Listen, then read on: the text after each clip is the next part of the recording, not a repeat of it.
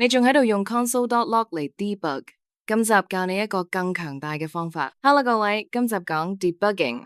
如果你 debug 淨係識用 console.log 呢集一定要睇。VS Code 有個好強大嘅內建 debugger，可以令你嘅 code 停喺指定位置逐行執行。首先要設 breakpoint， 喺行數左邊撳一下，出現紅色圓點，呢個就係 breakpoint 啦。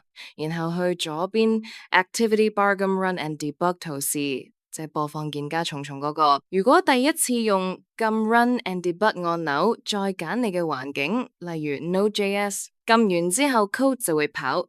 停喺 breakpoint 嗰行，你會見到嗰行被 highlight 咗。左邊有幾個面板 ，Variables 顯示變數數值 ，Watch 監察表達式 ，Call Stack 顯示調用順序。上面有一排控制按鈕 ，Continue 按 F5 繼續執行。Step over 按 F10 行下一行 ，Step into 按 F11 跳入函數入邊 ，Step out 按 Shift 加 F11由函數跳返出嚟。嚟睇個示範，呢個函數計總和，但係結果唔啱，設個 breakpoint 一睇，即刻揾到 bug。學識用 debugger 揾 bug 快好多。